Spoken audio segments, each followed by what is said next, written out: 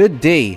Here are the stories for the Manila Times for Monday, January 17, 2022, brought to you by Wilkin Depot, the country's leading home improvement and construction supplies retailer. Shop conveniently 24/7 with the Wilkin online store. Just go to shop.wilkin.com.ph. The growth of COVID-19 cases in the National Capital Region has slowed to 2%, which could either mean that the surge in Metro Manila is about to peak or that testing efforts have been overwhelmed by too many cases, Octa Research Senior Fellow Dr. Guido David said on Sunday. David said what is important is whether the cases will stabilize at 18,000 in the next few days. If it does, it could indicate that not all the test results have been duly reported. David projected that the national caseload may reach 41,000 on Monday, although the peak may not be reached until the end of January. The Department of Health recorded 37,154 new cases on Sunday. The total number of infections rose to 3,205,396, with 287,856 cases. Nearly all of the active cases were either mild or asymptomatic.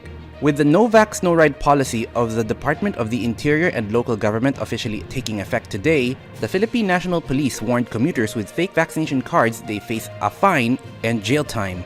PNP Chief General Leonardo Carlos said anyone caught with falsified or tampered vaccination cards could be fined by as much as 50,000 pesos and imprisoned for up to 6 months, based on the mandatory reporting of the Notifiable Diseases Law. He issued the warning after Cotabato City Mayor Francis Cynthia Guyani Sayadi posted on her social media account pictures of 2 counterfeit cards that are almost identical to the original.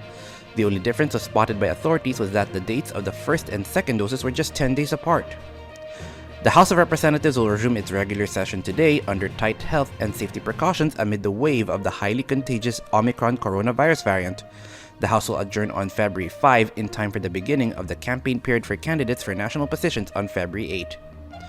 A group of commercial fishing companies lambasted the Bureau of Fisheries and Aquatic Resources and the National Telecommunications Commission for allegedly refusing to obey a court order stopping the implementation of an administrative order on vessel monitoring measures and electronic reporting system for commercial Philippine-flagged fishing vessels. Fisheries Administrative Order 266-2020 amended FAO 260-2018 that requires the installation of VMS 100 transceivers in all commercial fishing vessels operating in domestic waters, in the high seas, and other distant waters. FAO 266 is supposedly being implemented to further intensify the campaign against illegal, unreported, and unregulated fishing.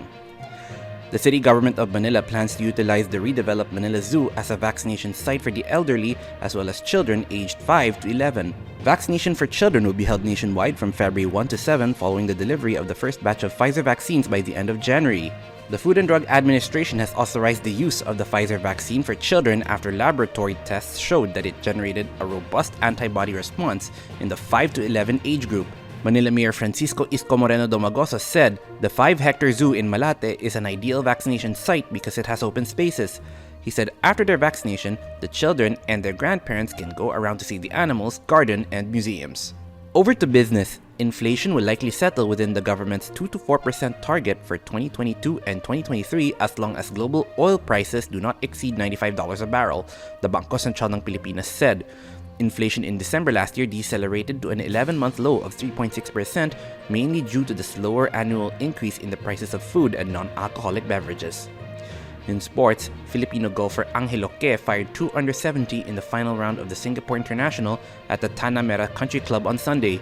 Oque tallied bogeys on the 3rd, 4th, and 10th holes but logged birdies on the 1st, 5th, 8th, 9th, and 18th holes for an aggregate of 5 over 293 to finish at joint 16th at press time.